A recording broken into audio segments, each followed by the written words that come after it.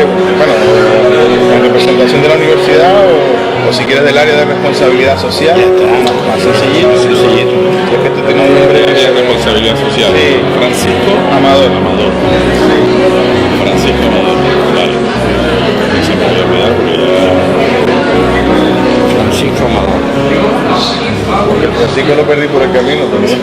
Porque ya te dices Kiko. No, me llamo por el apellido que se siempre. Además yo tengo varios compañeros que son Francisco también. mujer lo llama Amador.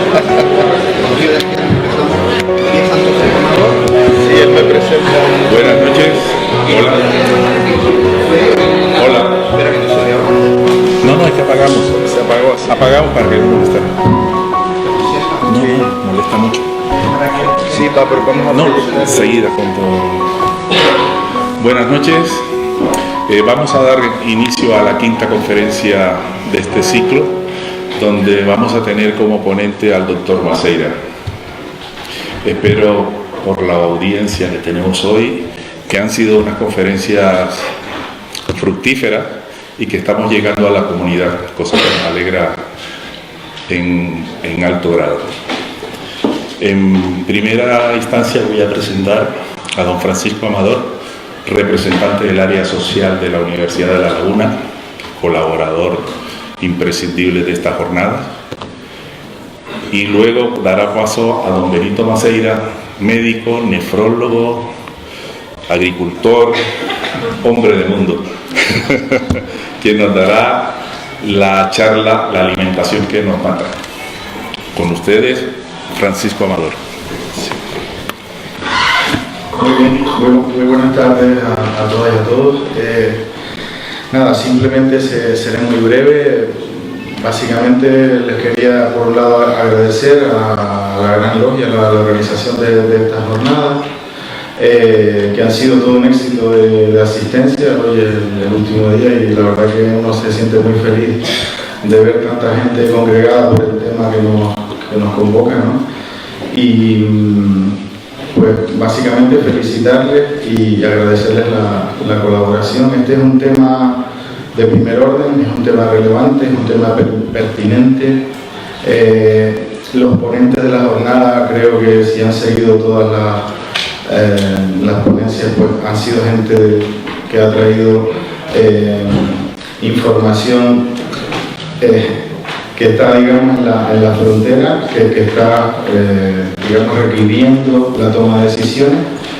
Y lo que quería traer aquí, simplemente, no sé si se podrá proyectar, también es que desde la Universidad de La Laguna, dentro del programa que se llama ULL Debates, un evento que les quería presentar muy brevemente, porque realmente casi que puede ser, o sea, tiene mucho que ver con esta jornada, y de hecho es a continuación. No sé si se podrá proyectar el cartelito. Dejaré unos cartelitos por aquí, pero no les conseguimos con esto. Sí. Continuando con esta temática de la justicia, la soberanía alimentaria, la seguridad alimentaria y la sostenibilidad relacionada con la producción de alimentos, pues vamos a tener un evento también con investigadores de primera fila. Viene Nicolás Olea, de la Universidad de Granada, que ha analizado los efectos de los productos químicos en la salud.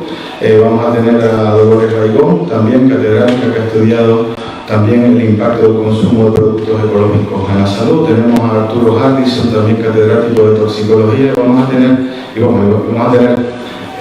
un elenco de personas que van a generar un interesante debate sobre cómo estamos regulando el sistema alimentario, cómo estamos produciendo los alimentos, los impactos que tienen en la salud.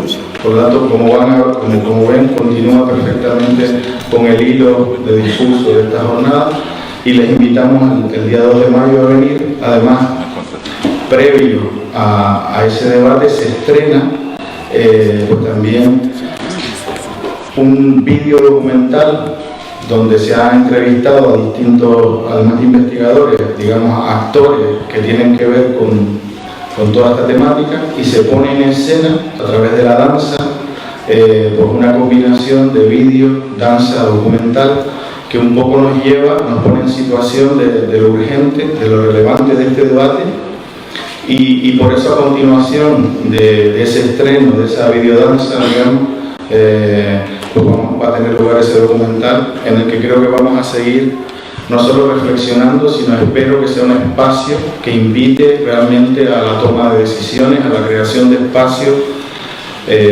donde realmente podamos empezar a poner soluciones a toda la problemática que se ha ido señalando en el discurso de esta jornada. Así que yo tampoco quería alargarme mucho más porque hemos venido a escuchar al doctor Maceira. Muchísimas gracias por hacer que este evento pues, haya sido un éxito, y espero que sean embajadores de este discurso tan necesario, tan pertinente, y en la universidad haremos lo posible por seguir sensibilizando, informando y ojalá transformando para solucionar pues, todos estos retos que se nos vienen, ¿no? Muchísimas gracias.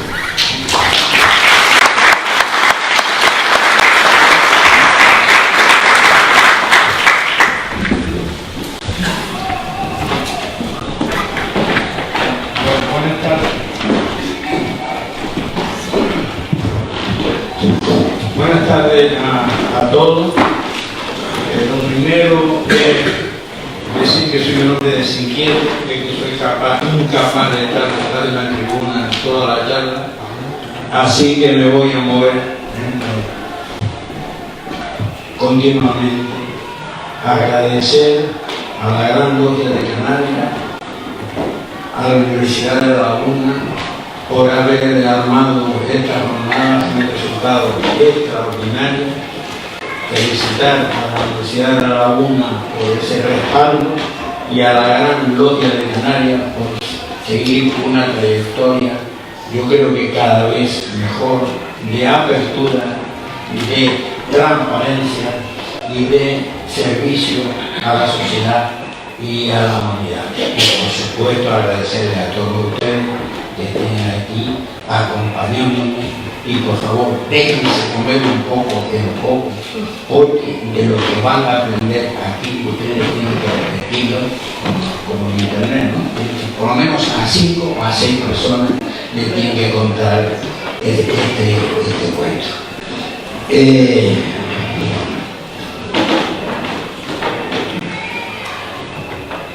Si me apagan la luz, yo se los agradezco.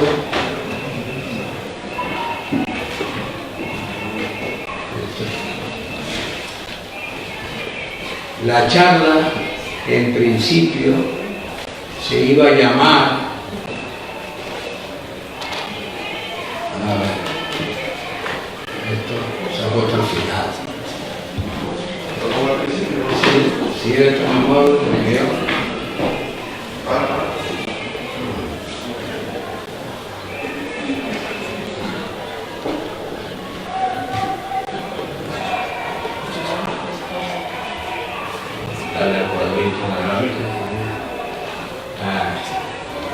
La charla se iba a llamar la alimentación que nos mata, pero he tenido que resetearla con urgencia.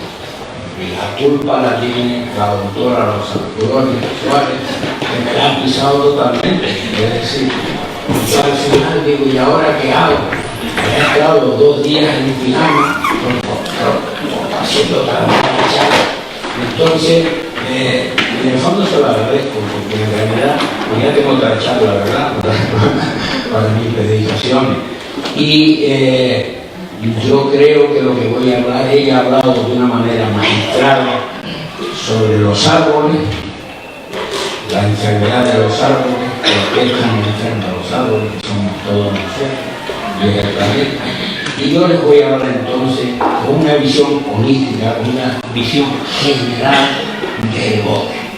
Les voy a hablar por qué estamos tan enfermos y cuáles son mis modos de ver las causas de esa enfermedad.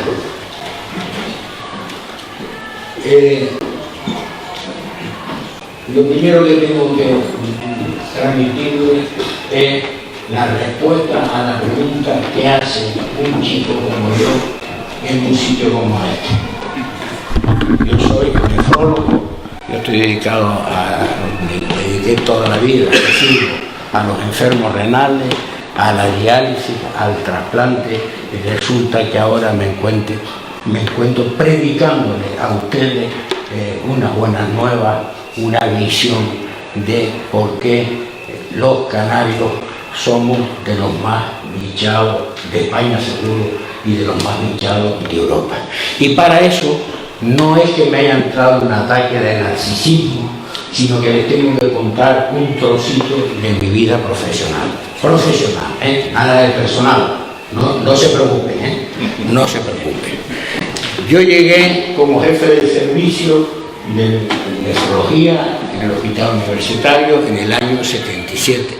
Los dinosaurios, ¿verdad? Casi los dinosaurios, ¿verdad? Fíjense el hospital, lo que era el hospital y dónde estaba el aparcamiento. Y enseguida me di cuenta que teníamos muchísimos enfermos renales, mucho más enfermos renales de lo que yo estaba acostumbrado en otros centros en los que había trabajado previamente. Y la mayoría de los enfermos renales eran diabéticos. Rápidamente me di cuenta de que el enfermo renal de Canarias estaba condenado toda la vida a diálisis, que tenía muy difícil en razón de nuestra lejanía. Había 4 centros nada más, y ustedes saben que el trasplante pues, es una carrera contra reloj, entonces tenía muy difícil trasplantarlo. Y decidí organizar de una manera casi utópica, nadie se lo creía, un equipo de trasplantes renales para trasplantar a los enfermos renales en nuestra tierra. Y aquí tienen ustedes el equipo que yo tenía cuando llegué. Ese chico imberbe, ese pibe, pues es el que les habla, ¿verdad? Y bueno, este es el doctor Lozada, este es el doctor Javier García Pérez, que fue jefe de la residencia hasta hace poco, y este que se parece a Mario Kempes, ¿verdad? El doctor Armando Torres, que es el que me ha sustituido en la jefatura del servicio cuando yo me jubilé. Bueno, pues del año 79 al 80 fueron 2 años de intenso trabajo, prácticamente viviendo en el hospital, yendo al extranjero, yendo a centros nacionales, haciendo trasplantes con perros, los urólogos, hasta que con un magnífico equipo de urología, de reumatología, inmunología, y nosotros, los nefrólogos, conseguimos en el año 81 hacer el primer trasplante renal de Canarias, en la persona de doña Julia, una guimarera, que se murió hace muy poco y que no tuvo que ver nada la muerte con el riñón. Allí está don Tomás González, jefe de reuma, Javier, el doctor Bañares, jefe de los urólogos, el que les habla, Armando, y la guapísima doctora Dante. Y bueno, el trasplante renal fue como rueda, tuvimos un éxito tremendo, de tal manera que en el año 2004 fuimos el centro hospitalario con más trasplantes funcionantes que habían salido bien por millón de habitantes del mundo.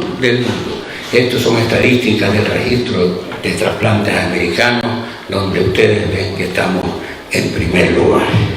Pero resulta que a pesar de este programa tan activo de trasplante, no dábamos abasto.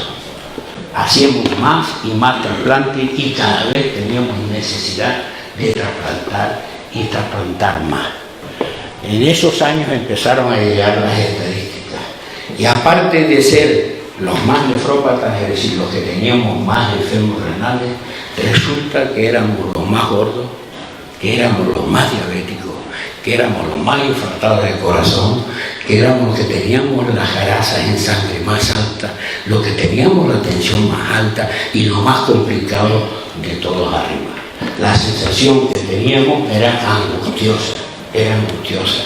Estábamos, no sé, la sensación de que la salud de los canarios se estaba, como decimos por aquí, por la tierra, rifando.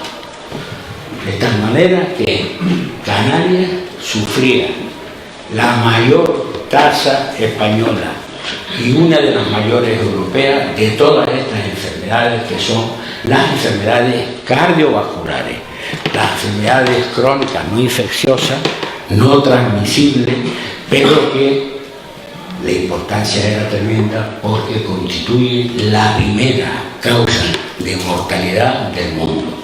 Lo que más mata es la enfermedad cardiovascular y nosotros teníamos el triste liderazgo de la misma. Entonces nos preguntamos, bueno, de toda esta avalancha de patologías, de toda esta avalancha de enfermedades, ¿qué es lo primero? ¿Qué es lo primero que pasa? ¿Cómo da la cara esta tremenda epidemia de enfermedades cardiovasculares? Los que tenemos costumbre de estudios epidemiológicos, los que tratamos con frecuencia la enfermedad cardiovascular, sabemos que detrás de todo está esto. Detrás de todo, la madre de todas las batallas empieza con la obesidad. La obesidad es la locomotora que mueve la vagoneta de la diabetes, del colesterol, las grasas altas en sangre, de la hipertensión, de otras enfermedades crónicas como son los cánceres de mama, la artrosis, etc. Todo esto termina en endurecimiento de las arterias y este endurecimiento de las arterias crea los sicarios, crean lo que mata a la gente, crean el infarto del miocardio, la insuficiencia renal, la insuficiencia cardíaca, el ácido y la trombosis y las hemorragias cerebrales. Por lo tanto, había que prestarle una atención especial a la obesidad. ¿Y cómo estamos en Canarias de obesidad? Pues miren, resulta que somos de los más obesos de Europa y uno de los más obesos del mundo. El mejor estudio que se ha hecho en Canarias, con 7.000 de cohorte, con representación de todas las islas, que es el CDC, cáncer, diabetes y corazón, en esos años que ustedes ven ahí, nos daba una obesidad muy cercana a la de Estados Unidos. Ustedes saben que el paradigma de la obesidad, a la de México, a la de las islas del Pacífico. Por lo tanto, yo ya hacía años que repito que, bueno, antes que nada, solamente había una comunidad que tenía el mismo porcentaje de obesidad que nosotros. Eran las Fuerzas Aéreas Españolas. Ahí las ven ustedes recibiendo al señor Zapatero, ¿verdad?, con su señora y con esa barriga rozagantes que da gusto verla, ¿verdad? Y el tipo de obesidad, el récord de obesidad lo teníamos en todos los tipos de obesidad. Lo teníamos en lo de la obesidad mórbida, ese que tiene que encargar 2 asientos en el avión, porque no cabe en uno y con un cinto de seguridad XXXL, ¿verdad? En los mayores de 65 años, en las mujeres, y una obesidad realmente preocupante es esta. Los niños. Ya la doctora Suárez ya lo explicó perfectamente. El futuro lo tenemos realmente muy negro, porque el niño obeso termina en adulto obeso y tenemos un porcentaje de obesidad prácticamente del 19%, 19-20%, obesidad infanto juvenil. De esto no hablo porque la doctora Suárez se ha entendido perfectamente. Y bueno, yo también llevo mucho tiempo diciendo que no deberíamos llamarnos las Islas Canarias, que deberíamos llamarnos las Islas Michelin, porque no lo merecemos, dado el porcentaje tan brutal de obesidad que tenemos, ¿verdad? Bueno, la obesidad arrastra a la vagoneta de la diabetes, que es la que tiene mayor carga de mortalidad, mayor gasto económico y sobre todo mayor tasa de sufrimiento humano. ¿Qué pasa con la diabetes en Canarias? Pues lo que pasa es que la situación es realmente muy trágica. Esto está realmente desconfigurado, pero lo que representa es una gráfica de las diferentes causas por las que los enfermos entran en diálisis. Esas casitas que ustedes ven ahí son el porcentaje de enfermos diabéticos por cuya culpa entraron en diálisis. Esas casas terreras son el resto de las 16 comunidades españolas, y ese rascacielos enorme que ustedes ven ahí somos nosotros. Fíjense ustedes la diferencia, es decir, teníamos casi 4 veces más incidencia de complicaciones diabéticas pasadas al riñón, lo que se llama nefropatía diabética, que el resto de la comunidad. Pero no solamente teníamos esa incidencia por 4, sino es que además lo más preocupante es que se nos complicaban como nadie. Por cada enfermo diabético que moría por una complicación en la península, nosotros teníamos 3.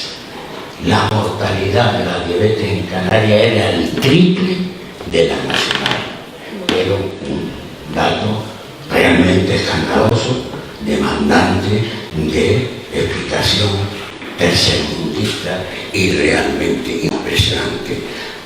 Es tal la mortalidad de la diabetes, es tal la cantidad de complicaciones que tenemos con los diabéticos, que cuando nosotros, que fue lo que nos despistó, contamos la cantidad de diabéticos que teníamos en Canarias por 100.000 habitantes, resulta que nos tropezábamos con que teníamos la misma cantidad que éramos del grupo del cabeza, pero que no nos despegábamos mucho del resto de las comunidades, hasta que nos dimos cuenta que teníamos el mismo número de diabéticos que el resto de las comunidades, porque los muertos no se contaban, porque teníamos tal mortalidad que cuando contábamos los vivos y lo comparábamos con otras comunidades, resulta que teníamos lo mismo. Entonces yo siempre decía a mis alumnos que teníamos. Y esta chuleta que ustedes ven ahí es para recordarles la nueva definición de canario. ¿Saben ustedes la nueva definición de canario? Bueno, no creo, ¿no? Porque yo me la he inventado. El canario es aquella persona que tiene un familiar en Venezuela y otro diabético. Dale la presencia, dale el peso que tiene la enfermedad en nuestras islas. Y bueno, como a consecuencia de tantos diabéticos, teníamos también mucha complicación diabética al riñón, y en realidad el porcentaje escandaloso de diabetes tiene la culpa de que cuando hacíamos estadísticas comparando con otras comunidades de la cantidad de enfermos en diálisis, en trasplante que teníamos, fíjense ustedes, de nuevo se impone la multiplicación por 3. Esto no más claro.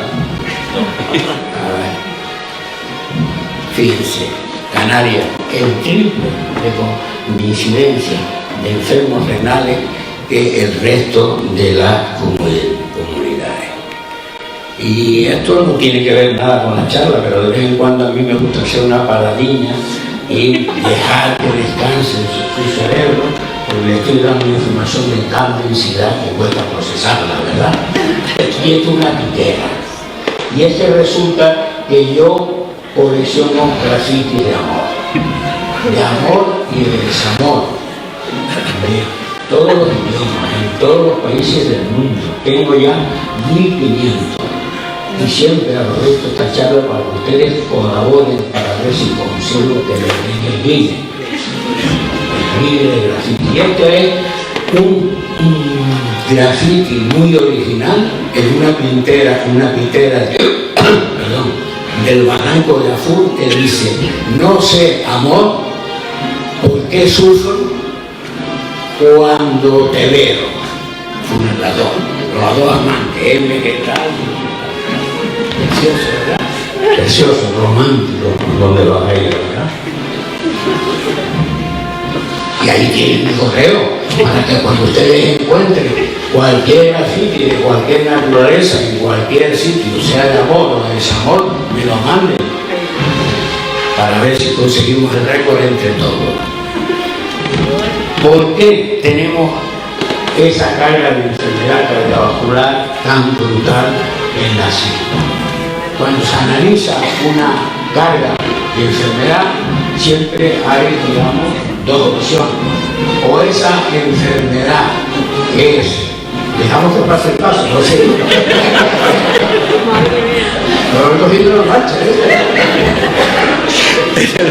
O resulta que la población tiene una predisposición genética, una herencia a padecer esa enfermedad, o bien es producto del ambiente, es producto de las circunstancias, de las condiciones de vida que vive la población de ese lugar.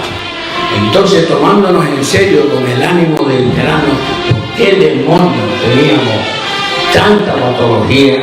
Nosotros tiramos por la primera opción, que fue la hereditaria.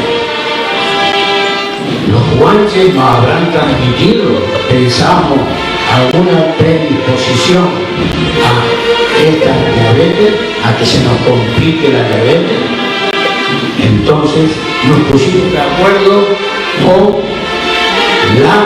del Departamento de Genética de la Universidad de La Laguna para estudiar si nuestros enfermos tenían una presencia diferente a una población control, cogido de la población aleatoriamente de la población general, si tenían más presencia de lo que se llaman genes primigenios, es decir, de los genes que tienen los guanches y que no los tienen otras razas.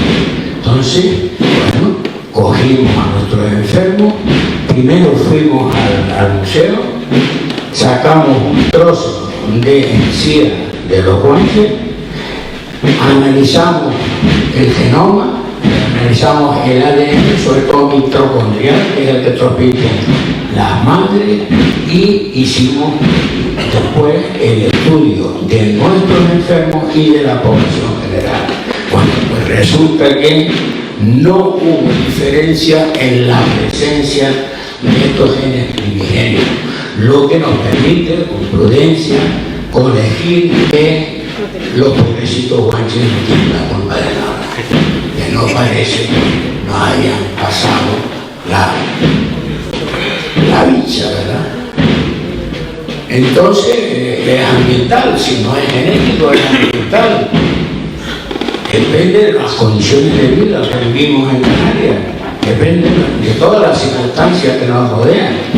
Pero, ¿qué factores ambientales están operando para que nosotros tengamos esta carga de enfermedad cardiovascular? Bueno, pues para eso lo mejor fue, me pregunté, digo, lo mejor es montar una consulta específica de estos enfermos que estaban repartidos en varias consultas, y yo me rogué la responsabilidad como jefe de servicio de montar una consulta solo a todos los enfermos diabéticos que están en diálisis, que están en trasplante o a punto de ello. Yo nunca he sufrido más en mi vida, nunca lo he pasado tan mal, porque el enfermo diabético complicado al riñón, que se llama nefropatía diabética, no solamente está complicado al riñón, la diabetes no le tiene especial manía al riñón, la diabetes ataca todo el cuerpo. Y al mismo tiempo que veía enfermo a punto de entrar en diálisis, veía ciego, veía amputado, veía gente con el sistema nervioso destrozado, sin dientes, tremendo. tremendo. Y a medida que fui viendo a esos enfermos, eran los martes, me di cuenta de una cosa. Yo nunca en la consulta vi a enfermos como el que ustedes ven ahí, con un gran apagano, ¿verdad? Y con esa mente, ¿verdad? Por lo menos de los de, ¿no? Yo siempre veía a enfermos como este, veía a enfermos humildes, veía enfermos nuestros, veía enfermos analfabetos, veía enfermos ignorantes, veía enfermos que se habían diagnosticado tardíamente. Y una cosa que a mí me llamó mucho la atención, que siempre le daba mucha vuelta, veía enfermos muy resignados, con ese grado de resignación que yo no he visto en otros ámbitos. Es decir, a las 2 semanas yo no necesitaba hacer una historia clínica, eran todas trataditas, tenían el mismo perfil social, de tal manera que lo que me ocurrió es que me fue revelada la verdad. Me pasó como a San Pablo, me convertí y digo, Dios mío, si es la pobreza, Dios mío, si es la minusvalía social, el denominador común y el que está, el factor que más pesa para que nosotros estemos tan bichados como estamos. A partir de entonces, paulatinamente fui siendo cada vez menos nefrólogo y cada vez más predicador. Es a lo que yo me dedico ahora. Ahora lo que intento es meter a la mayor número de personas en mi convenio, aumentar mi feligresía en todos los ámbitos. Y me siento tan útil que como cuando me dedicaba a trasplantar riñones. Este estudio que lo hicimos en nuestra área, ¿verdad? En la área del norte, subsidiaria del hospital, lo ampliamos a todas las islas, hicimos un estudio más grande, estudiando todos los enfermos diabéticos renales en todas y cada una de las islas, llevando un protocolo, viendo las características clínicas, psicológicas, etcétera, etcétera, y en realidad eran exactamente reproducibles los hallazgos que yo me encontré a nivel local. De tal manera que ya yo pude hacer un carnet de identidad del enfermo nefrópata diabético canario. Era nuestro canario autóctono. 4 generaciones para atrás, sin godo, ni extranjeros en la familia y sin conocimiento de que lo hubiera. Eran rurales, eran socialmente desfavorecidos, estaban todos metidos en un pañuelo. ¿Usted de dónde es? De la Corujera. Y sus padres, sus 2 padres de la Corujera. Y sus 4 abuelos de la Corujera. Estaban todos con una endogamia brutal. Tenían una dieta de pena y inadecuada, comían fatales y además se diagnosticaban muy tardíamente. Fíjense que el 60% de la serie del estudio se enteraban que eran diabéticos cuando iban a que fueran atendidos por una complicación, cuando se estaban quedando ciegos, cuando estaban orinando espuma, cuando no podían seguir una apuesta por falta de riesgo, es decir, cuando estaban realmente complicados. Y desde que se debuta, empieza una diabetes, hasta que se complica una diabetes, suelen pasar aproximadamente 14 años. Es decir, el 60% de los enfermos estuvieron viajando 14 años con una diabetes sin papeles. Imagínense qué patera, imagínense qué espectáculo más bochornoso, propio del país subdesarrollado. Bueno, y esto lo recogimos en un número monográfico de la Sociedad Española de Nefrología, que se ha convertido en referente cada vez que se quiere consultar sobre las causas sociales que provocan las enfermedades. Bueno, y esta relación, este peso de la minusvalía social fue reflejado muy poco tiempo después en el estudio CDC, que ya lo hemos citado, donde establecieron el porcentaje, la relación que había entre la obesidad y la clase social. 5, la clase social más alta. 1, la clase social más baja. No solamente atendiendo a los ingresos, sino a condiciones laborales, a metros cuadrados por la familia, a relaciones culturales, al perfil global de los enfermos. Pero bueno, vamos a llamarle los ricos y los pobres por simplificar, pero es mucho más que eso. Pues fíjense ustedes obesos, el 5, el 15%, el 5 es la clase más alta, el 15% de obesidad. La clase más baja, la 1, el 40%. Casi 3 veces, ¿no? Casi 3 veces. Y lo mismo que ocurría con la obesidad, ocurría con la diabetes. Miren ustedes, clase social más alta, 5% de diabetes. Clase social más baja, 19, casi 4 veces más diabetes. La relación, el gradiente social, la relación entre situación o estatus socioeconómico y las enfermedades cardiovasculares era clarísima. Es decir, poco a poco se fue conformando la hipótesis, no la evidencia, de que el factor más importante para padecer una enfermedad cardiovascular, el factor más importante para que se nos complique la diabetes, no es otra cosa que la pobreza, no es otra cosa que la minusvalía social. Y bueno, si hay esta relación tan clara entre las dos cosas, la pregunta que se impone, la que ustedes tienen en la pantalla, ¿verdad? ¿Somos los más pobres en Canarias? Bueno, pues miren, si atendemos al Producto Interior Bruto, no bajamos ni a segunda. Hay 6 regiones españolas con Producto Interior Bruto más bajo que nosotros. Pero aquí el profesor Nani sabe que el Producto Interior Bruto no refleja la cuantía de pobreza de una región. Si nadie se come 2 pollos y yo estoy comiendo con él, no me como ninguno, bueno, hacemos la estadística, no hemos comido un pollo cada uno y yo me he quedado 2 veces. No se refleja. Es decir, la pobreza tiene que cuantificarse por otros métodos, como es el umbral de la pobreza, el método ADOPE, es el método que se está empleando en Europa, donde ya no solamente entra en consideración los ingresos, entra en consideración la situación laboral, la situación cultural, etcétera, etcétera. Y usando esos índices somos, sin ampaje, los españoles más pobres. Canarias es, sin duda alguna, la comunidad más pobre de España. Es decir, tenemos mucha pobreza. Miren ustedes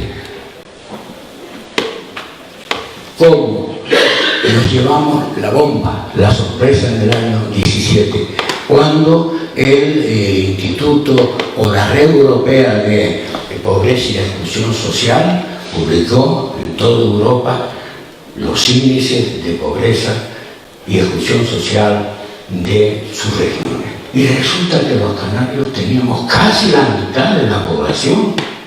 Miren ustedes, el 44.6% en riesgo de pobreza o de exclusión social. No nos podemos acostumbrar a esta cifra. Nosotros, como en realidad vamos por otra pista, no somos muy conscientes del drama que significa tener esta tasa de pobreza. Y en números, locales, no globales, globalmente 1 millón de habitantes, de los 2 millones, vamos en términos prácticos, resulta que está en pobreza y en exclusión. Pero es que resulta que cuando se hizo un estudio conjunto de las universidades canarias, resulta que el 30% de la población resulta que gana menos de 600 euros al mes. Oye, la tercera parte de la población se las tiene que valer con ese dinero. Y en Tenerife las 3/4 partes ganan con menos de 1.000 euros al mes. Es decir, que idea, un hecho central que explica muchísimas cosas. La mayoría de la población canaria es menesterosa, es humilde, está o cerca de el umbral de la pobreza. Y esto va a explicar muchísimas cosas, y esto va a tener, digamos, el resto del discurso. Bueno, si resulta que no somos los más pobres en términos de Producto Interior Bruto, pero tenemos mucha más pobreza, la conclusión está clara. Tenemos una sociedad muy asimétrica, tenemos una desigualdad social brutal. Miren, la desigualdad social es tal que el 1% de la población canaria tiene la misma riqueza que el 80% de la población. Y cuando recurrimos a los índices que marcan la desigualdad social, pues resulta que somos los primeros, los segundos, hace 2 años los primeros, este año Castilla-La Mancha, pero somos de las comunidades más desiguales de España. Y esto es realmente muy importante, porque miren, la pobreza que en nuestro medio geográfico hace más daño no es la pobreza absoluta, es la pobreza relativa, es ser pobre en un marco macroeconómico de país desarrollado. Es la pobreza que impronta más sobre la sociedad, sobre la salud de los individuos. Miren ustedes en esta gráfica de Wilkinson y Piquet, que son dos gurús de la desigualdad social, donde están en las verticales están los problemas sociales de todo tipo y de salud, entre ellos la obesidad, la diabetes, la hipertensión, etc. Y en las horizontales, la desigualdad de la renta. ¿Cuál es el país más desigual del mundo? Estados Unidos es el país más rico del mundo. Estados Unidos tiene unos índices de salud, a pesar de lo potente de su investigación, realmente muy flojito, muy malo, y unos problemas sociales, como todos sabemos, porque lo leemos en la prensa todos los días, brutales. ¿Cuál es el país más igualitario del mundo? Japón. Japón tiene el porcentaje de obesidad, porcentaje de infarto, porcentaje de diabetes y porcentaje de problemas sociales más bajos del mundo. Lo que de verdad hace daño es la desigualdad.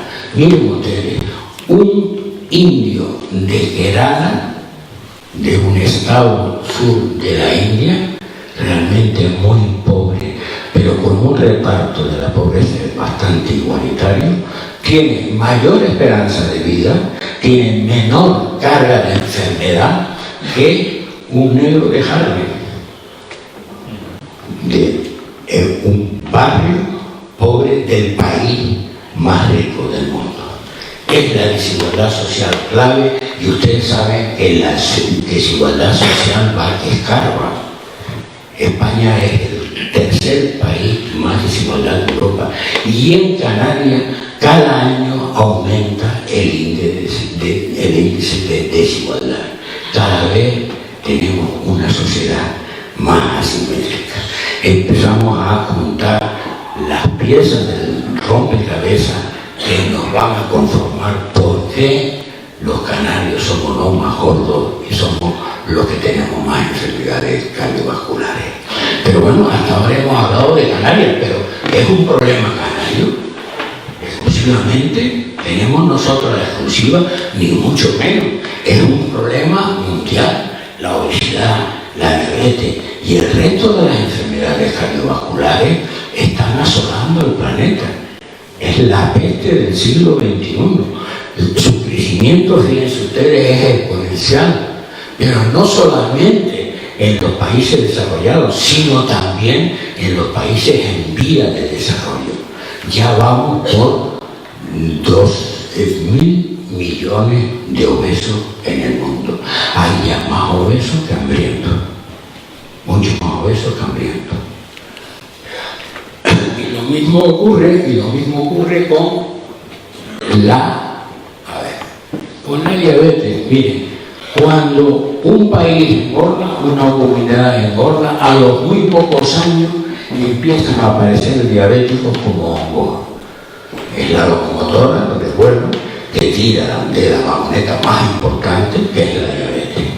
Entonces, la diabetes lleva el mismo recorrido exponencial, crecimiento brutal de el mismo crecimiento brutal. Fíjense ustedes la diferencia que hay entre las barras rojas el año 2000 y las barras azules la proyección al año 2030. Fíjense cómo meta. Y fíjense ustedes que los países ya clásicamente, digamos, obesos, el crecimiento ya no es tan grande. Ahora lo que crece son los países del Oriente Medio, los países de Asia, China, la India. Es decir, no solamente ya la obesidad afecta a los países desarrollados, sino a aquellos que están incorporándose a nuestro grado de desarrollo. Esto es una visión del mundo a ojos de satélite artificial por la noche, donde, como ustedes ven, hay unas regiones más iluminadas que otras. Cuanto más iluminada está una región, fíjense Estados Unidos, fíjense Europa, mayor porcentaje de enfermedades cardiovasculares. Y cuando en menor tiempo se ha iluminado, casos de los países emergentes, mayor también es la presencia de estas enfermedades. Y les damos la atención a unos puntos que hay muy luminosos por aquí, que ya saben lo que significa.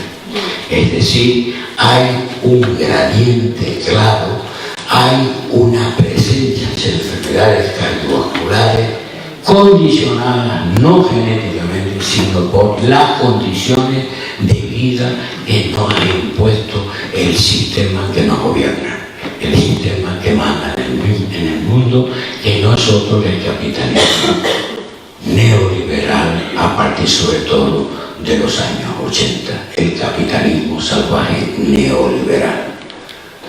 Y bueno, es una pandemia global, va a tener efectos muchísimo más grandes que el cambio climático y más precoces, y reúne esta pandemia mundial, el mayor problema de salud que tiene el mundo ahora mismo, tres condiciones. Primero, cumple la definición de epidemia, es decir, afecta a millones de personas.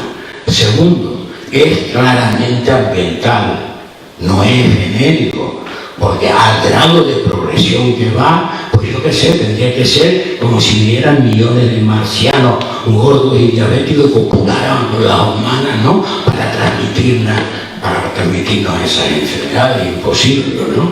Es claramente ambiental. Y fíjense, tiene un clarísimo gradiente social. Hay una relación clarísima entre la situación socioeconómica del individuo y la enfermedad. De tal manera es tan potente este gradiente social que hoy día muchos autores dicen que la mejor manera de calcular la esperanza de vida de un individuo es el código postal. Según el barrio que usted viva, usted va a vivir más o menos tiempo.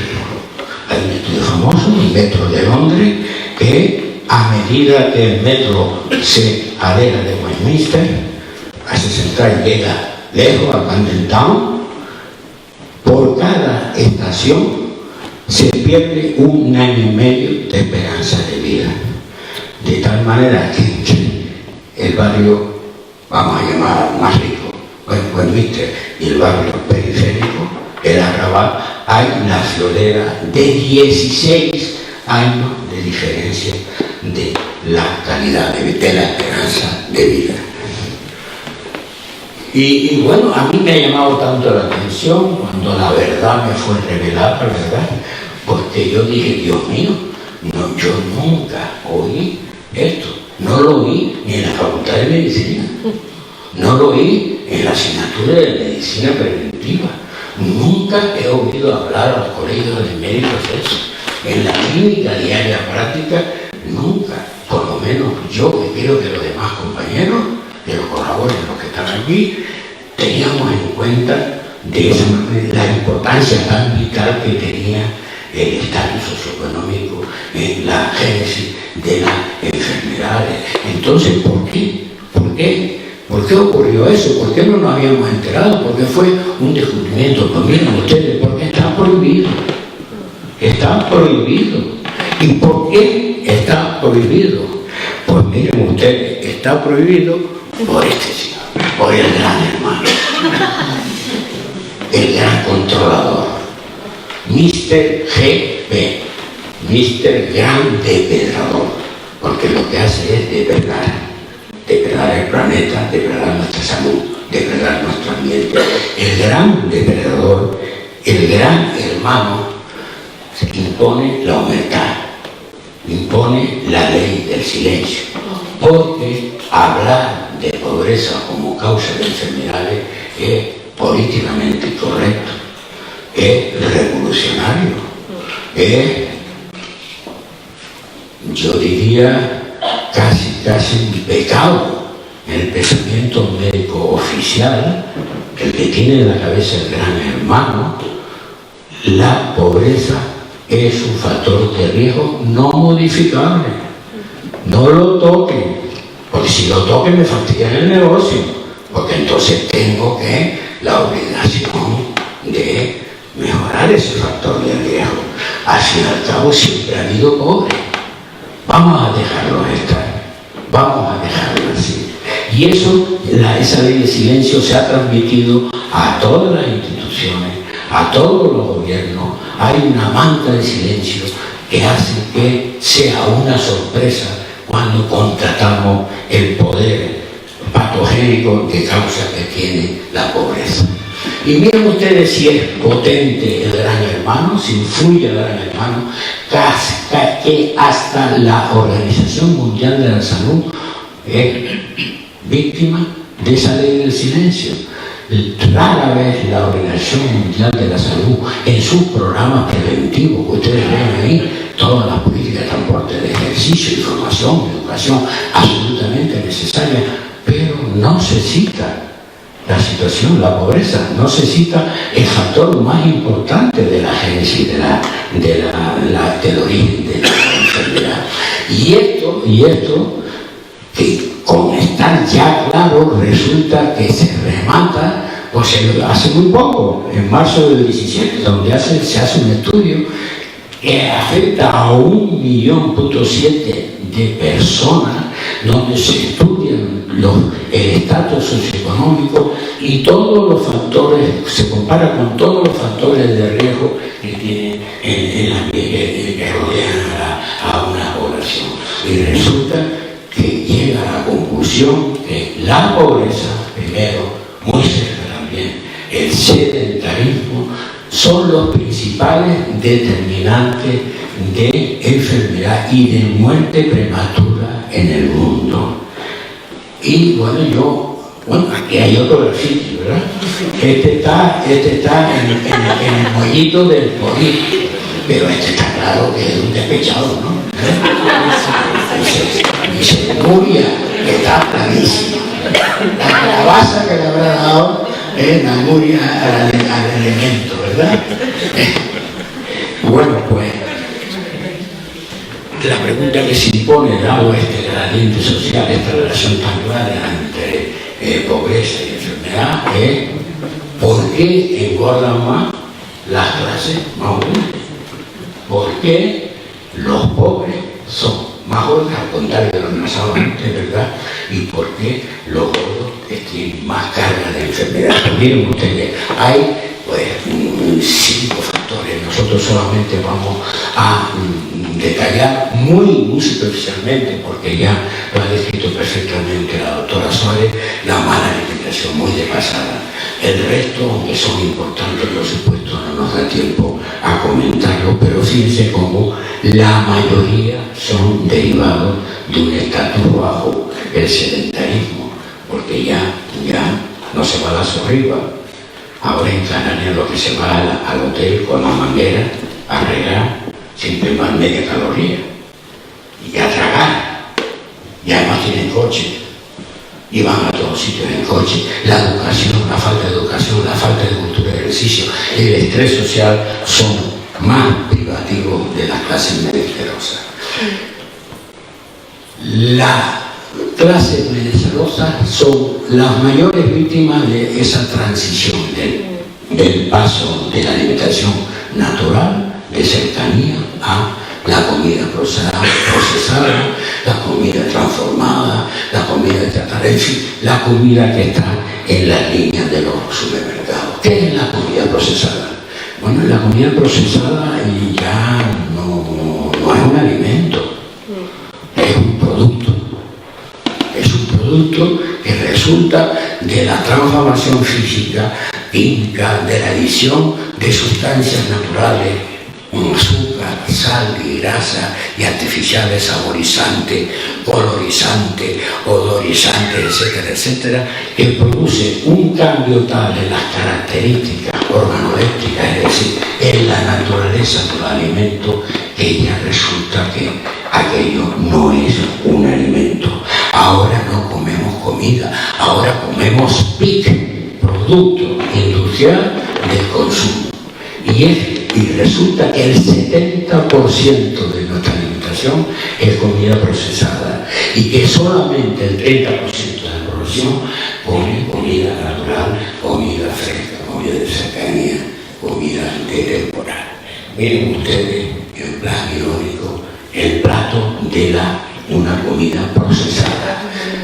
Carbón metilcelulosa de sodio, dimetilpoliciliofunato, lecitina de girasol, emulgente, aceite de bicarbonato sódico, potenciador de sabor, potenciador de aroma, potenciador vegetal, colorizante y advierte como las cajas de los cigarrillos. Oigan, le advierto que puede contener trazos de alimento. Ojo con eso, ojo con eso. ¿Para qué se manipula? ¿Para qué se hace tanto procesamiento? Bueno, para hacer los alimentos más gustosos, más vistosos, más duraderos, para que se puedan consumir rápidamente, para hacerlos adictivos, que muchas sustancias adictivas, en suma, en resumen, para hacerlo más rentable. Entonces, una declaración que está absolutamente demostrada, que hay ríos de literatura científica, que es la siguiente: la comida procesada nos enferma y nos mata a largo plazo. Absolutamente demostrado, estadísticamente demostrado. Es el factor de riesgo que más nos enferma. Y además cada vez nos enferma más. La cosa es realmente muy progresiva. Y bueno, hace nada, la semana pasada, ¿no? El día 3, acaba de salir en el Lancet, que es una de las revistas médicas más prestigiosas del mundo, pues un artículo donde analiza, pues fíjense ustedes, 195 países con millones de personas en el estudio para analizar cuáles son los efectos que más producen carga de enfermedad. Y resulta que el factor que más produce carga de enfermedad, que más mata una vez más, pues ya no tuviera demostrado, es el comer mal.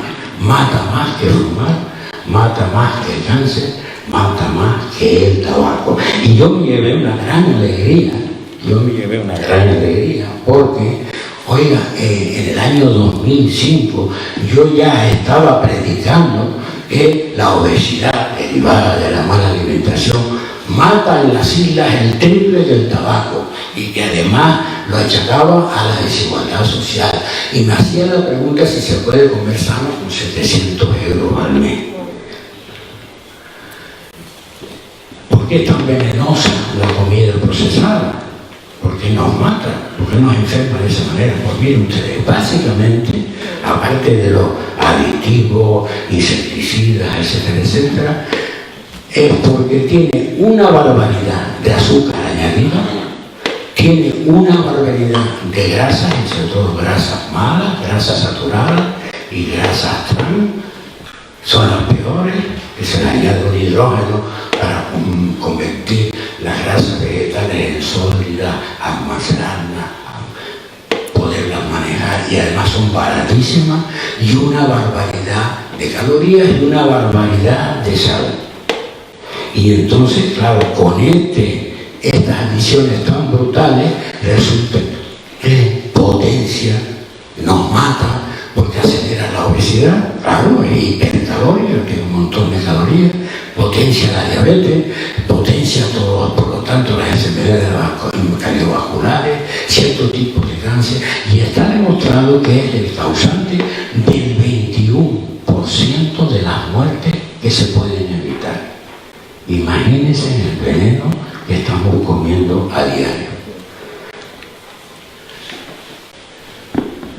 La comida procesada, además, está presentada, la industria alimentaria la presenta a mala fe.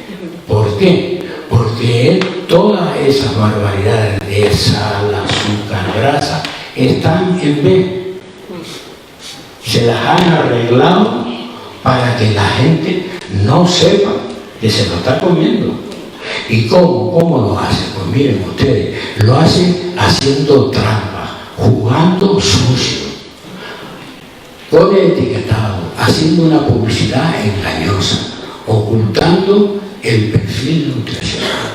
El etiquetado, miren ustedes, es más difícil enterarse con una etiqueta de un alimento, entre otras cosas, porque necesita una lupa, ¿verdad? Si no, por lo menos repítelo, ya no nos enteramos. Y además de la lupa, un decodificador, porque todos son E139, E400, tanto. Y además cambian el nombre de lo que está además de lo excesivo. En vez de llamarle azúcar, así, Mundo y Virondo, lo llama sirope de maíz, o lo llama maltosa, o lo llama fructosa, que suena a fruta, ¿verdad? Y se lo pueden tomar los diabéticos. Pues es el peor corrosivo que hay para el hígado. Además se carga una hormona que es la leptina, que es la hormona de la saciedad. Y entonces sigues con ganas de comer. Y aumenta la grelina, que es la que te da el apetito. Y te produce cirrosis. Pues esa fructosa está en la mayoría de los alimentos, sustituyendo ya a la glucosa, a la glucosa y la sacarosa en los alimentos, porque es realmente muy barato y se está permitiendo, y no se avisa a la población de las propiedades tan malas que tiene la fructosa. Y bueno, y juegan con la cantidad de raciones, y juegan con la sal, y te dicen cloruro sódico, que es la sal común, como ustedes saben, pues tanto, pero después no mencionan las otras cientos de sales que tiene la comida procesada, que tiene sodio, y lo que en realidad hace daño es el sodio. Y entonces, bueno, pues solamente declaran la mitad de lo que tiene el alimento, y juegan con las raciones, y juegan haciendo trampa continuamente. Y bueno, ya lo último, se han inventado para evitar que el sujeto sepa lo malo o lo bueno o lo regular del alimento que tiene en el tetrabric, una cosa que se llama CDO, la dosis diaria recomendada. Entonces te dicen, bueno, mire, de energía usted tiene este alimento tiene por porción, por ración, 132 calorías. Y esas 132 calorías le ponen un porcentaje debajo. El 7% de las calorías que usted debe consumir, pero el individuo no sabe las calorías, el 90% del individuo no sabe las calorías que le corresponde consumir, y lo mismo pasa con la grasa, y lo mismo pasa a la sal. Es decir, juegan a la confusión, juegan a que la gente no se entere. Y lo malo es que la alimentación lo está consintiendo. Y lo malo es que la alimentación está dándole prioridad a los intereses de muy poco contra el beneficio, contra la salud de la mayoría, impidiendo un derecho del ser humano que es la justicia alimentaria. Y miren ustedes, la propaganda es absolutamente engañosa. ¿Por qué? Porque te ponen lo bueno que ellos creen que debe tener el alimento, pero se callan lo malo. Un famoso yogur mejora su defensa. Primero, no está científicamente demostrado por estudios contrastados que mejore la defensa. Y segundo, se callan como zorro, se cae en la cantidad de azúcar que tiene. Y lo mismo pasa con un yogur que dicen que baja el colesterol, que está basado en un estudio muy endeble de la Universidad de Navarra, con poco credibilidad científica, y lo venden como la panacea para el colesterol. Y como eso es mucho, y miren, esto no es una cosa de ahora, es que lo mismo pasó con el tabaco. Miren ahí el anuncio de que la mayoría de los doctores fuman, caben más que ningún otro cigarrillo. Los médicos fumando. Y te dicen además que los deportistas les hace falta fumar para tener unas digestiones saludables. Y que para el raspeo de garganta que use Lucky Tricky. Porque está tostado. El tabaco está tostado. Es decir, son unos golfos.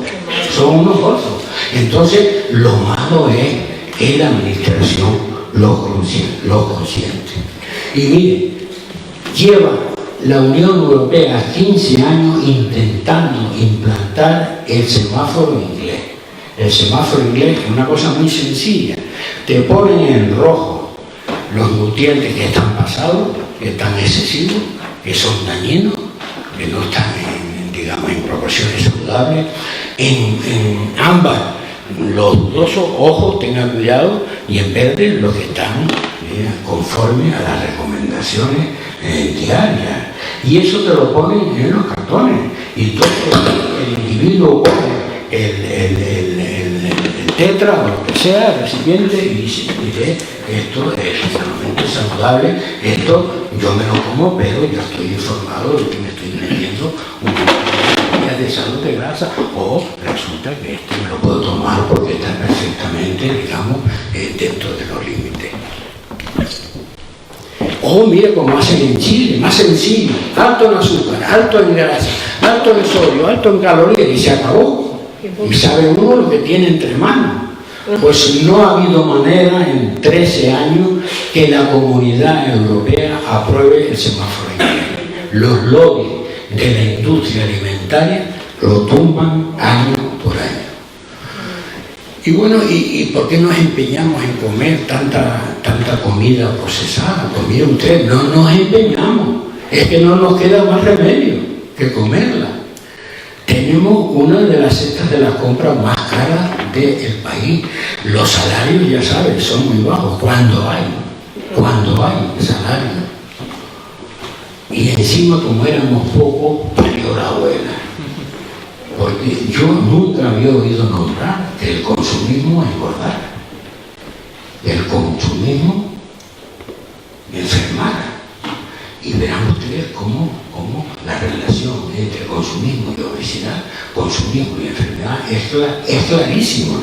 Miren ustedes, con el consumismo, esa ola incitación salvaje, neurótica a consumir cada vez más, está perjudicando a las clases más humildes, porque las clases más humildes también tienen derecho a caer en la tentación consumista, porque le han dicho que si no consume eso es peor que el vecino, y porque le han dicho que para ser feliz hay que tener coche, hay que tener una semanita en el sur, hay que tener la wifi, hay que tener los videojuegos, hay que tener todas las cosas que te dicen que tienes que tener para por lo menos no ser peor que el vecino.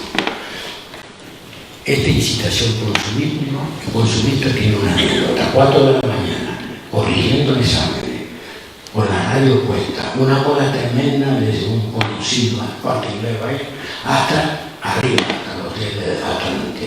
Llega un reportero y dice, oye, mira, hace frío, ¿verdad? Y tal, ¿cómo lleva esto? ¿Y cuántas horas? Y yo 4 horas. Pero mire, yo no comeré este mes, pero yo la nueva PlayStation la tengo mañana. Claramente una distorsión de cada de valor. Lo importante era tener PlayStation. Entonces, como tiene esos sueldos tan bajos y tenemos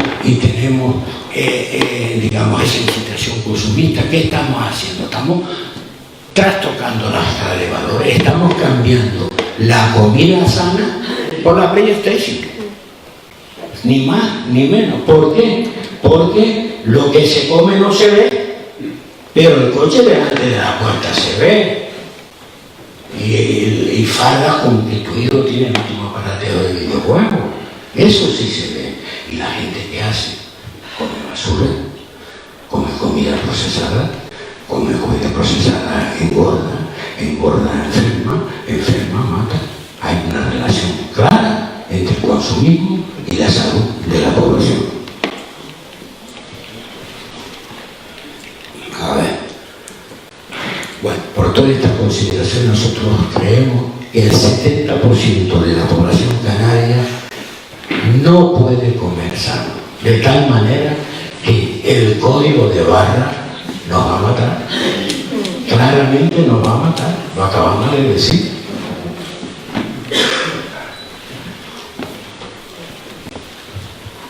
Hay que luchar contra el mantra neoliberal que dice que la gente come mal porque le da la gana.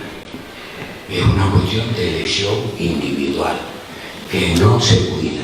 Miren ustedes, no es un problema de elección individual, es un problema estructural, sistémico, ambiental, político, que crea el estilo de vida que nos impone el sistema. Y eso es una verdad lapidaria, una verdad como siempre, como un templo. El mantra del neoliberalismo es culpabilizar a la víctima. No es un problema individual. Y esa es la consecuencia. No come sano el que quiere, come sano el que puede, el que se puede permitir el lujo. Un 30% de la población.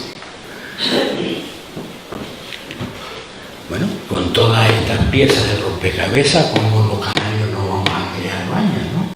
¿Cómo no vamos a tener Michelines? Resumiendo esta parte de la charla, podemos decir que la causa, el núcleo de la obesidad y las consecuencias de la obesidad, enfermedades cardiovasculares, es fundamentalmente social, derivado del estilo de vida inducido por el sistema que nos gobierna, y por lo tanto, mientras no apliquemos un tratamiento social, no tenemos nada que hacer. Y este precioso, ¿no? No es media naranja. Yo, genial, ¿no? Llevas 45 minutos. Vale, nada, muy bien, muchas gracias. Pues vamos a dar un poquito de prisa. Bueno, ¿y qué estamos haciendo ante esta avalancha de enfermedad? ¿Qué estamos haciendo? Pues miren ustedes, estamos haciendo esto. Estamos poniendo puntales, solamente puntales, porque estamos haciendo una medicina de consumo, una medicina de la rapidez, una medicina de la perentoriedad. Queremos resolver el problema. No nos preguntamos por qué tenemos esa avalancha de gordos, de ciegos, de amputados, de diabéticos. Vamos a resolver el problema probablemente acuciado por la sobrecarga asistencial que tenemos los médicos. Eso va creando una demanda creciente, y esa demanda creciente está poniendo en peligro la sanidad pública. No estamos haciendo lo que teníamos que hacer, que era poner una presa allá arriba, en el origen de los problemas, para evitar los efectos desastrosos de la barranquera. Eso no se hace, no se previene. La Consejería de Consumo, datos, hasta que yo pude acceder a ello desde 2005, yo creo que ahora es peor, solamente se gasta el 1%, solamente gasta el 1% de todo su presupuesto en prevención. Y miren ustedes, les voy a dar otro dato sorprendente, solamente el 10% de la sensación de bienestar, de la salud de la población es debido a la actuación médica. Solamente el 10%. El resto es las condiciones de promoción de la salud, las condiciones de vida sana que goza o que puede gozar de la población. Solamente los médicos tenemos el 10%, la culpa del 10% de la salud de nuestra población. Y bueno, con esta falta de prevención, ¿cómo no se van a llenar los pasillos de urgencia? ¿Cómo no vamos a asistir a este espectáculo indigno de los enfermos aparcados en los pasillos, ¿no? Un viejito demenciado y un niño llorando. Y miren ustedes la consecuencia en mi campo de la falta de prevención. Ahí tienen ustedes los años del 2006 al 2016 y la cantidad de enfermos en diálisis, en trasplantes. Y miren ustedes cómo a medida que pasa el tiempo, en vez de mejorarlo, resulta que va para arriba. Entonces yo ya hace mucho tiempo llegué a la conclusión de que en realidad tenemos que estar orgullosos por tener el programa de trasplante que tenemos, pero lo importante, lo convenciente no es trasplantar más y más. Lo importante es que tengamos cada vez menos necesidad de trasplantar porque somos capaces de prevenir las enfermedades.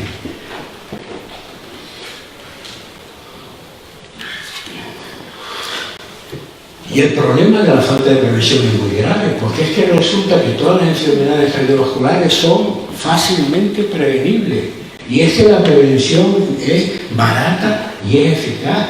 Y hay lugares del mundo, como el estado de Karelia, en Finlandia, donde aplicando condiciones de vida sana, dieta y estilo de vida sana, se ha reducido espectacularmente la mortalidad cardiovascular. Y es que el ahorro que supone la prevención, lo que nos ahorraríamos en todas esas enfermedades que podemos evitar, da perfectamente para complementar muchas medidas sociales, para complementar programas de promoción de la salud y de prevención de la enfermedad. Y entonces, vamos a ver, si usted es el dueño de un negocio, y usted se está arruinando, porque se trae una empresa, ¿verdad? Tiene un montón de gastos, ¿no? Y usted tiene identificado como empresario el agujero por donde se le está yendo el dinero. ¿Cuál es la tendencia natural del empresario? A tapar el agujero, ¿no? A no terminar de arruinarse, a tapar el agujero. Entonces, ¿por qué en estas circunstancias que estamos condenando no tapamos el agujero?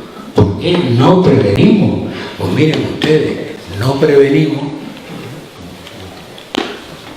porque nos interesa. ¿Y a quién no le interesa? ¿A quién va a ser? Al gran hermano, al gran depredador. Miren ustedes, lo van a comprender perfectamente. La hoja de ruta de el gran hermano. El gran hermano crea la comida procesada. Negocio multimillonario. 10 empresas multinacionales de alimentación se reparten el 70% de la alimentación del mundo. Ahí lo tienen ustedes. Brutal. Ganancias astronómicas. Bueno, la comida procesada hipercalórica, lo acabamos de ver, y hace engorda. La población engorda, se vuelve obeso. ¿Saben ustedes cuál es el cuarto negocio más potente del mundo? El que da más dinero, la obesidad.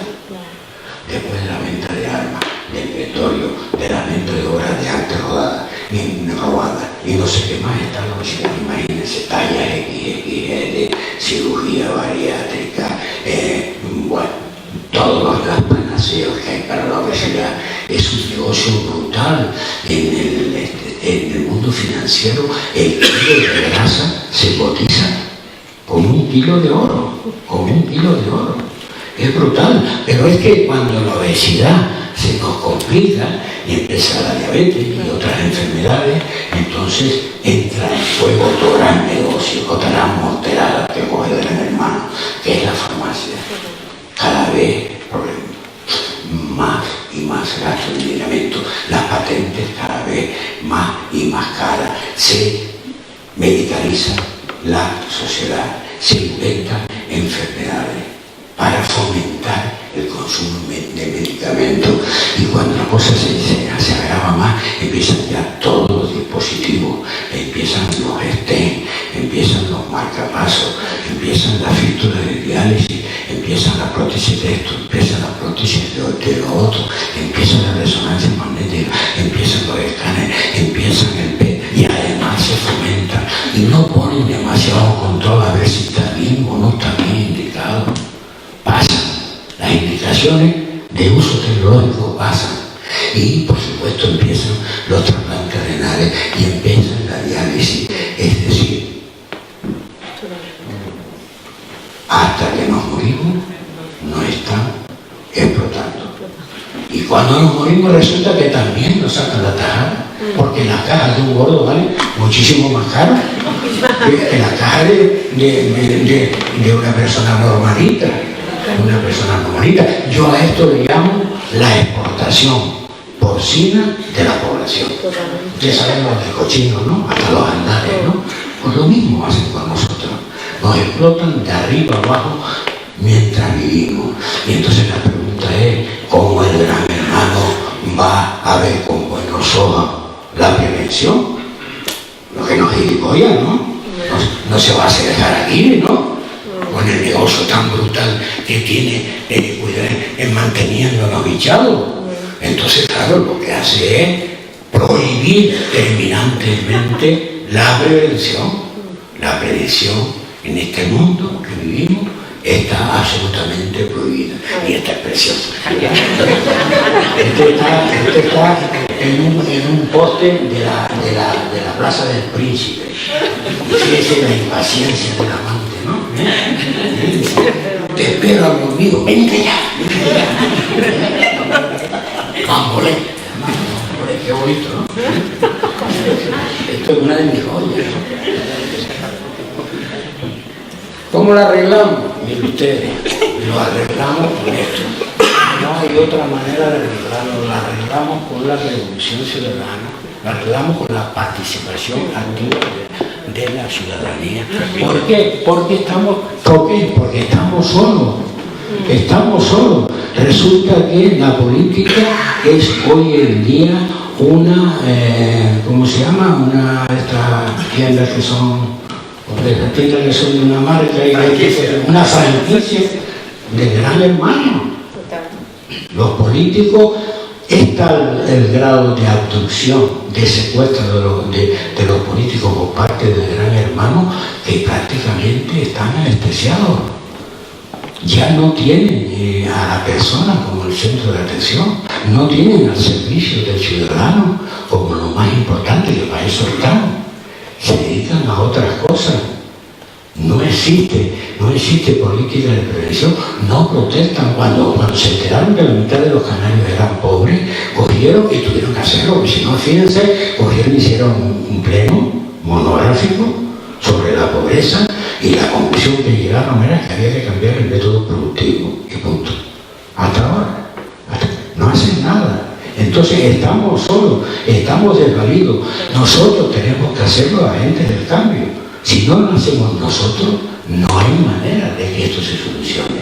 Y la batalla es brutal, porque la simetría de fuerza es tremenda. No es David contra Goliat, es una pulga y un elefante. Entonces no podemos recurrir sino a la táctica de la orilla. Tenemos que ir escarbando, erosionando poco a poco, porque la polilla tarde o temprano se carga un armario de 5x6.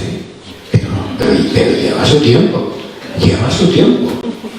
Miren ustedes, así de sencillo. Yo prefiero el esquema, yo prefiero lo que está ocurriendo con los jóvenes ahora, con los adolescentes, que se han dejado de consideraciones y de parafernalia y de conveniencia, ni han dicho como esto es rey, pero ¿saben el cuento del rey desnudo, verdad? Pues igual, ellos llaman las cosas por su nombre. Y la cosa es que el gran hermano está produciendo el daño que produce en el planeta, en la salud de la población, porque está basado en un crecimiento sin fin, apoyado por un consumismo sin fin, con acumulación de riqueza, más que riqueza en realidad es poder. No les importa tanto el dinero, lo que importa es el poder, ser los dueños del mundo. Sin fin, ¿a costa de qué? A costa de la población y a costa del planeta. Porque las causas que están produciendo el deterioro de salud de la población es el mismo que está produciendo el deterioro del planeta. Son caras de la misma moneda. Esto hace que acumule tanto poder que secuestra la política y secuestra las instituciones. Y es el encargado de que los políticos nos pongan a los ciudadanos, nos pongan a las instituciones llenas de buena voluntad, con un esfuerzo inaudito, como los proyectos que presentó Rosa Gloria, como el modelo de ecopomadores que es referencia en el país. Miren, el otro día estuve predicando en un CEI y yo no sabía lo que era CEI. Yo digo, bueno, pues serán chavales que empiezan a salir de bigotito y tal, joder, y me encuentra gente de 9 años ahí, y digo, ¿y ahora? ¿Qué le digo?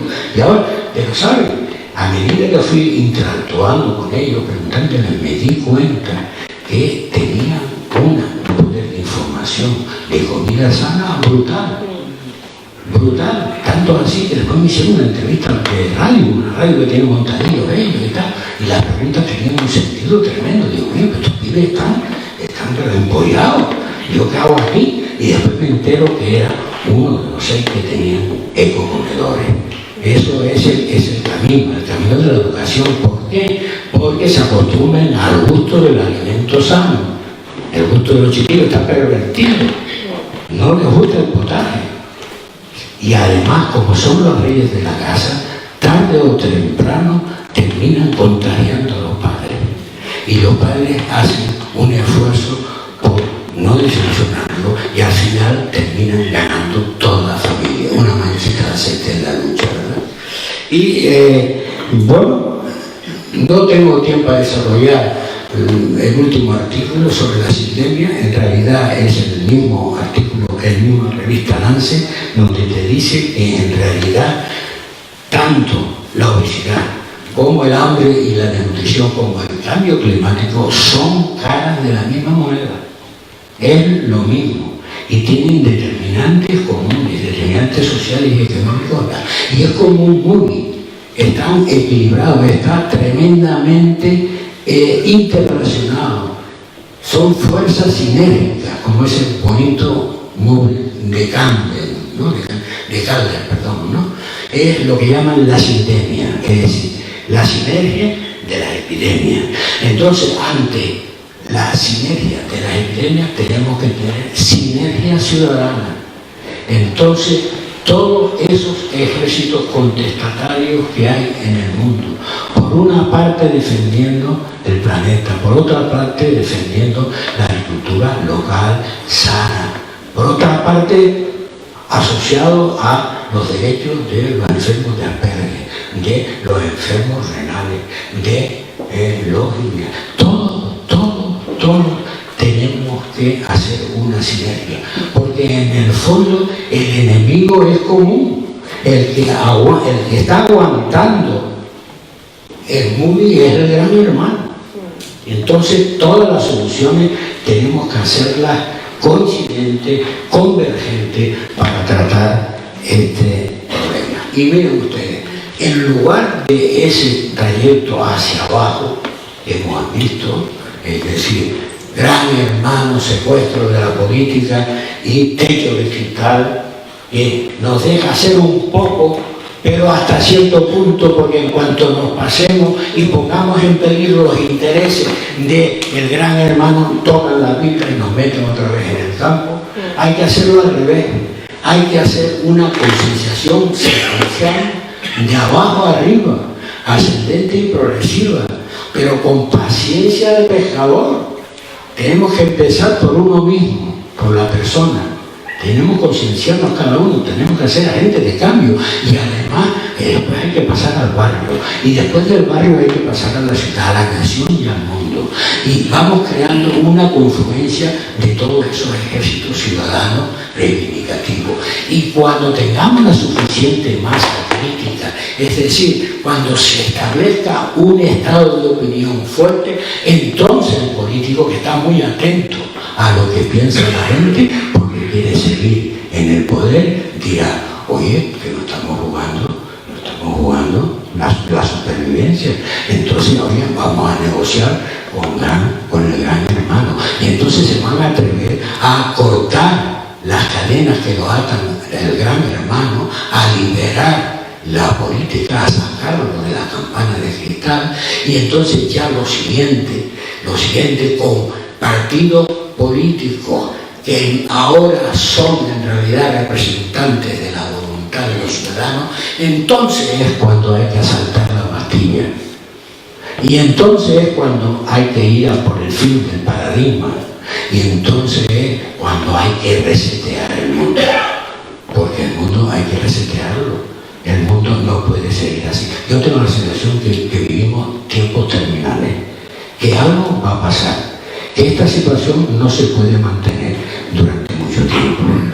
Bueno, ¿y qué hacemos los sanitarios? Bueno, pues los sanitarios tenemos la obligación de ser la avanzadilla, de ser la correa de transmisión de la urgencia de arreglar este problema. Tenemos que salir de nuestro reto. No estamos acostumbrados, estamos tan digamos, metidos en arreglar los problemas que no nos preguntamos por qué nos llegan cada vez más gordos, más obesos. Y no nos planteamos la causa. Y tenemos que ser los primeros, los portavoces, porque somos valedores de la salud de los enfermos. Y somos los que tenemos que llevar las reivindicaciones de los ciudadanos, porque tenemos más conocimiento de causa a los gobiernos, más de la región. Y miren, ya termino. Esto es una frase de Whitaker que a mí me encanta. Whitaker es el presidente del Foro Social Mundial, donde dice: mire, la cuestión no está en una batalla del 99% de la población contra el 1% de los poderosos, no que sería en este caso el gran hermano, no. La lucha, la cuestión, la batalla está en que el 1% de los que estamos convencidos convenzamos al 98% restante para que despierte y juntos combatamos con eficacia al gran hermano. Y bueno, no hay que caer en la desesperanza. Yo sigo siendo optimista. Yo creo que hay que resetear el mundo, que el mundo hay que cambiarlo, pero vean ustedes, históricamente el mundo se cambió varias veces. Fíjense ustedes en los tiempos de la revolución industrial, cuando no había horario, no había seguro, los niños trabajan. ¿Quién iba a decir a esa gente que al cabo de 80 años íbamos a estar como estamos? Cosa que ahora tenemos el peligro de perderlo. El mundo se puede cambiar. El mundo, a veces los imperios caen relativamente rápido en años. Y entonces yo creo que hay que intentar conseguir una masa crítica, conciencia ciudadana, que nos haga que el movimiento ciudadano, a través de una utopía, porque sin la utopía nunca se consigue nada, consigamos eliminar el paradigma del gran hermano. Yo digo que para tener hermosas realidades en la mano, siempre hay que apuntar hacia las estrellas. Gracias por escucharme.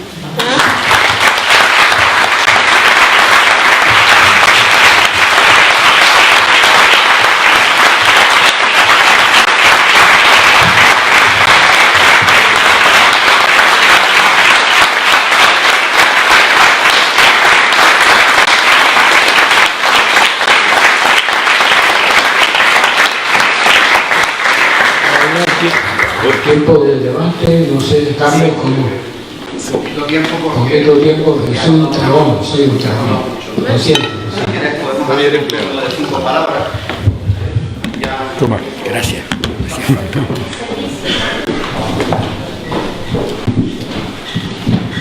Sí, muchas gracias. Aunque comulgo con la mayoría de todo lo que he expuesto por usted,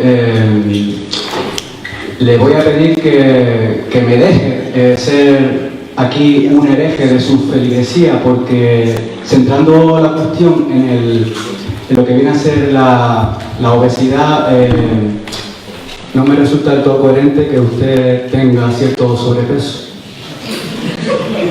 Y por otro lado, digamos que lo que viene a ser esa duda que resalta de la cuestión de la farmacéutica o de la medicina o de la facultad, en este caso, yo creo que ahí es una opinión, ¿no? Digo que ahí tal vez se refleje lo que viene a ser el hecho de que se apogea mucho erudito de lo que es el conocimiento de la enfermedad, pero muy pésimo conocedores de lo que viene a ser la salud, ¿no? Por eso también el obrero de cuello blanco a veces también se vea imbuido, ¿no?, en estas verdades a medias de lo que es la sociedad y esta cuestión, ¿no?, de la alimentación y la pobreza y todo lo que engloba esta dinámica y este ritmo de vida tan fuera de sí. Gracias. Sí, bueno, yo no estoy gordo, yo tengo todo músculo. Es decir,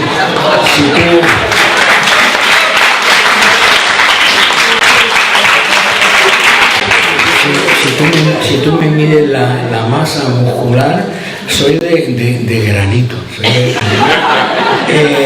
Bueno, como lo juro, ¿no? Decir lo que yo haga, pero lo que yo diga, perdón, pero lo que no lo que yo haga.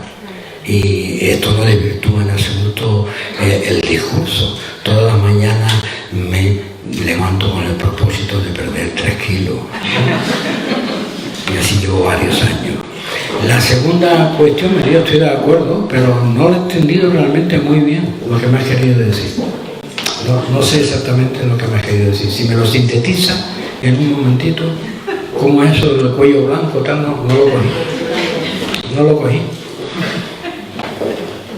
Vamos a seguir con el debate. Vale, perdona, después mira, si te parece aparte, ahora lo comentamos.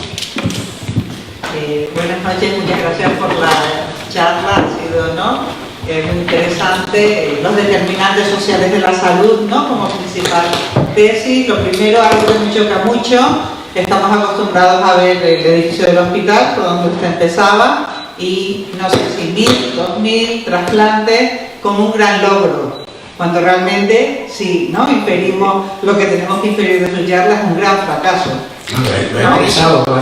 Es decir, que el problema es que seguimos con la mentalidad de los indicadores de crecimiento, con indicadores cuantitativos que realmente lo que hacen es enmascarar la verdadera explicación de la situación.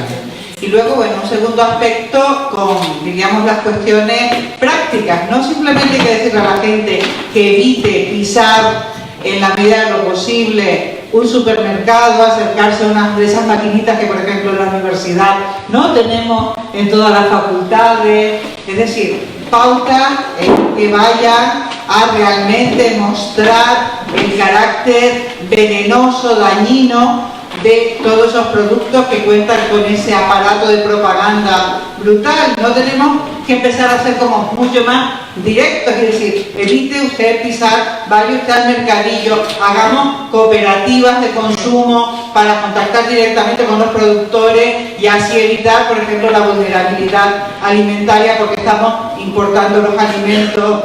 No hay que dar ese tipo de instrucciones, diríamos. ¿Qué opina de esto? Sí, yo estoy absolutamente de acuerdo con usted. Es decir, el problema de la comida convencional, vale comida sana, a veces no lo sé tanto, pero bueno, la comida kilómetro cero, de cercanía, producida por nosotros, no solamente es el precio, que ya se han encargado de ponerla más cara que la comida del supermercado, relegando a la gente, a las personas con mejor situación económica. El problema es el acceso también a esa comida.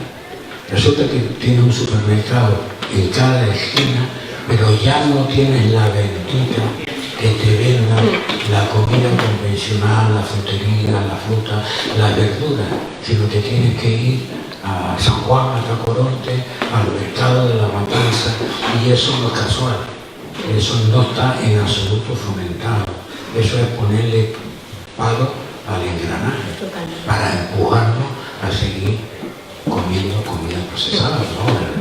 Sugiero por completo el resto de tu discurso, de tus objeciones.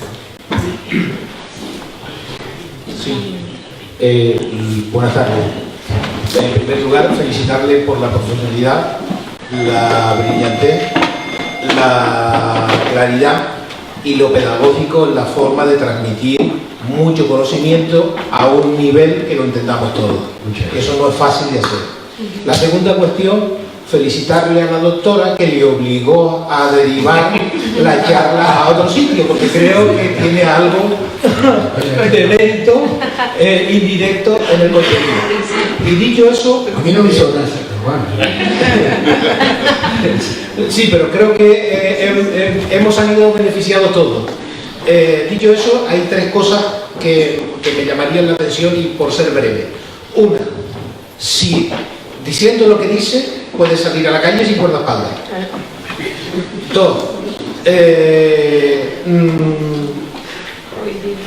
plantea un mecanismo a la inversa de abajo a arriba, y yo no veo tan claro a cómo van las cosas en el tiempo, y haciéndome un poco eco de esa idea de tiempo final, de que dé tiempo de llegar de abajo arriba antes de que el planeta desaparezca al ritmo que va de destrucción. Y no hay más que ver cómo está de plástico los mares, los océanos, etcétera, etcétera. Y me quedaría con eso. Y después me llamó la atención la gráfica cuando hacía la relación primero, segundo, tercero, cuarto, quinto y los distintos niveles de porcentaje, porque en una suma rápida no daban 100 ni en horizontal ni en vertical. Entonces no sé cómo llegaron a esos números. Yo estudié en medicina, pues me dieron mal la matemática. En la vida se me ha ocurrido sumar el porcentaje. Se lo preguntaré al doctor Cabrera, que es el que vamos, al coordinador del trabajo. Mira, en esa gráfica sí que hay una cosa interesante. No solamente hay una diferencia brutal entre las clases más altas y las clases más bajas, es que las clases medias ya están afectadas por un porcentaje de obesidad y un porcentaje de rico. No, es que a medida que bajamos peldaños en el estatus social, va aumentando el porcentaje de enfermedades. Y con respecto al ascendente y el tiempo, esa es la angustia, ¿no? La angustia es que se nos acaba el planeta. La angustia es que es posible que nosotros no lo veamos, pero bueno, quizás sea un acicate para poner al acelerador, para concienciarnos, para conseguir esa masa crítica que cree ese estado de opinión. Yo pienso que lo mismo nosotros no lo vemos, pero hay que poner unos firmes cimientos para que nuestros hijos sean beneficiados. Pero no podemos pararnos y hay que acelerar. Y hay una cosa sorprendente, a veces el fenómeno social se acelera. Imperios como el ruso cayeron en 20 años, en 15 años. Es impredecible la reacción. El movimiento reivindicativo no es un movimiento con una cadencia relojera, es explosivo. Y puede ocurrir que reseteemos el mundo antes de lo que nosotros pensamos. La palabra y quedaría otra más para el que quiera. Sí, Benito, felicitarte por el diagnóstico tan claro y tan brillante que siempre haces de esta temática, y simplemente aportar un poco en esta última dirección sobre lo que planteas al final, ¿no? Y ahora qué. En el ahora qué yo creo que hay dos elementos que habría que van, o la idea un poco creo que es completar la parte esta final. Uno, a modo de ejemplo, en Cataluña colocaron un impuesto en el 2017 sobre los refrescos, ¿no? Un año más tarde el consumo de refrescos cayó entre el 20 y el 25%. Los precios de los productos, si muchas veces cuando dicen comer más sano es más caro, y efectivamente lo es, pero no es más caro porque producir esos productos sea realmente más caro, porque los precios de los productos dependen de la oferta, de la demanda, pero también de la regulación que se hace del mercado donde se compra y se vende. La gasolina tiene un precio no por cuánto cuesta producirla, sino porque se le ha colocado un impuesto que pretende pues internalizar ese impacto que tiene ambiental, etc., ¿no?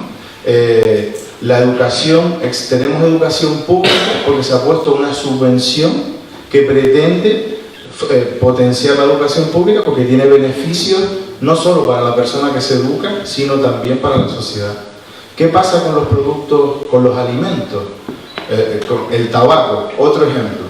Entonces tenemos un montón de productos que tienen un impacto negativo, pero la regulación ya no es el gran hermano, sino que, o sea, creo que tenemos a quien dirigirnos y qué pedir. Y lo que tenemos que pedir es que los precios de los productos reflejen el coste social. Y si el producto es perjudicial, y hay ejemplos de países que están yendo por ahí, y no es la única medida la imposición, pero en un año tiene efectos devastadores. El 25% del consumo es muy significativo. Y dos, cuando empezó la charla, ahí fuera, hay jóvenes, que esto también es la primera vez que ocurre en el mundo, y es que hay una movilización mundial que han iniciado los jóvenes por acelerar medidas como las que aquí dentro se están reclamando, pero los que se están moviendo en este momento son los jóvenes. Yo apelaría a que realmente todo esto no sea un movimiento de los jóvenes, y no sé si tenemos tiempo de ir. La vía de la concienciación creo que está agotada en los tiempos que manejamos, y que tenemos que ir a otro paso, que es a la acción, ya sea con medidas concretas, fáciles, la imposición y la subvención, o directamente la movilización. No tenemos mucho más. Sí, bueno, yo estoy básicamente de acuerdo contigo. Mira, en cuanto a las bebidas azucaradas tengo cierta experiencia, ¿no? Porque tú sabes que hace 2 años doña Rosa Dávila anunció a bombo y platillo que Canarias iba a aplicar los impuestos a la bebida azucarada como Cataluña. Está absolutamente demostrado que un gravamen de las bebidas azucaradas redunda en una disminución del consumo, y además redunda en una disminución del consumo de las clases más gordas, que son las clases más populares y las clases que beben más Coca-Cola. Se anunció a bombo y platillo, lo aprobó el Parlamento. Al día siguiente salió una declaración del empresario de Las Palmas, el señor Manrique de Lara, diciendo que doña Rosa Dávila había tenido un desvarío, le había dado una especie de guía, que había que contar con los empresarios, con el público general, ver qué repercusiones tendría sobre el empleo, etcétera, etcétera, etcétera. Al día siguiente, después del tirón de oreja, suspendió el señor Clavijo esa medida. A pesar de todo, Podemos, a través de Paco Deni, hizo una propuesta, se aprobó en el Parlamento no solamente de hacer un gravamen en la bebida azucarada, sino de la bollería industrial. Se aprobó en el Parlamento y hace ya 8 meses que está esperando que el gobierno de Canarias lo apruebe. Si el gobierno de Canarias, por lo menos a este gobierno, no sé cuánto le quedará, si este gobierno de Canarias aprueba, yo me afecto la barba. Me afecto la barba, porque estoy absolutamente seguro que no se va a hacer. Y yo creo, y en eso difiero un poco en la segunda parte de tu intervención, yo creo que sin concienciación es muy difícil la intervención. es muy difícil que la gente se lance en la calle y defienda lo que tenga que defender. Hay que concienciar, hay que convencer, es lo que yo creo. Nada, para finalizar, Werner, si te parece. Vale. Bueno, agradecer al doctor Masaire y a todos los que han intervenido durante todo este tiempo, durante toda esta jornada. Han sido muy productivas y como diputado de la Gran Logia de Canarias me han encomendado dar unas pequeñas palabras para clausurar esta jornada. Voy a ser muy breve. En fin, la masonería como organización iniciática que no persigue realmente otra cosa que la felicidad de sus miembros a través del autoconocimiento y del progreso personal en un entorno de convivencia grupal que aspira a ser armonioso. Y eso mismo es lo que hoy deseamos para todos ustedes, que sean felices y que lo hagan en armonía con el prójimo y con el entorno que les rodea, porque creemos que esa es la mejor manera de procurar que esa felicidad se transmita a las generaciones venideras. Y si el destino, la fortuna, nuestro entusiasmo, su generosidad y el gran arquitecto del universo, así es como nosotros denominamos a esa energía universal que todo lo llena, nos veremos en el futuro en otra edición de estas jornadas. Muchas gracias.